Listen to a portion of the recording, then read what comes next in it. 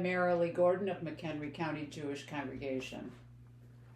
Today I'd like to talk to you about how we observe the anniversary of a loved one's death. We call it a yahrzeit, which is Yiddish for year anniversary. And we have the tradition of observing the anniversary of the death of those that are closest to us. Now, traditionally, that means parents, siblings, spouses, or children.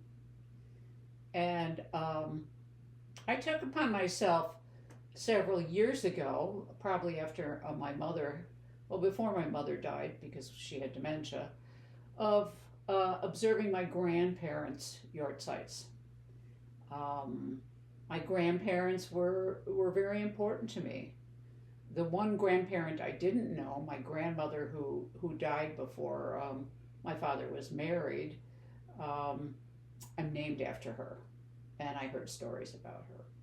But my other grandparents were an important part of my life.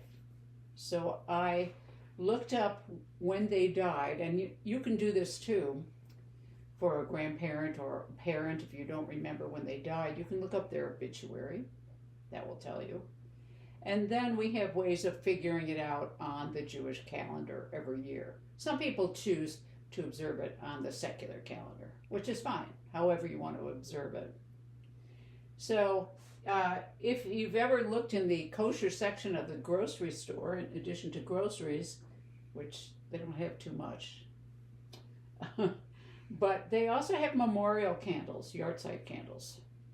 And these candles will burn for a little more than 24 hours. So, but I got tired of every time you buy one of these candles, you either have this metal container or a glass container left over. So I started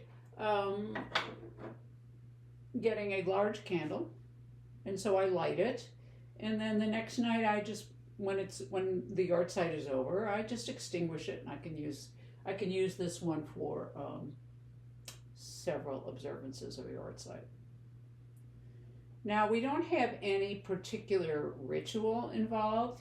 We simply light the candle and spend a few minutes perhaps thanking God for the role that our loved one played in our lives, or thinking about moments that were important to you in your relationship with them, or the love itself.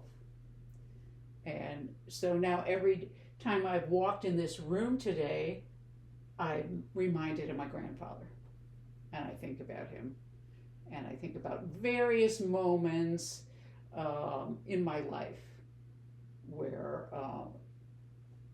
we interacted, and there were many. So that it's really been an important ritual for me. And it's funny because 2 weeks ago was the yahrzeit of one of my grandmothers, and next week is the yahrzeit of my other grandfather. 3 of them died in the winter. That's neither here nor there.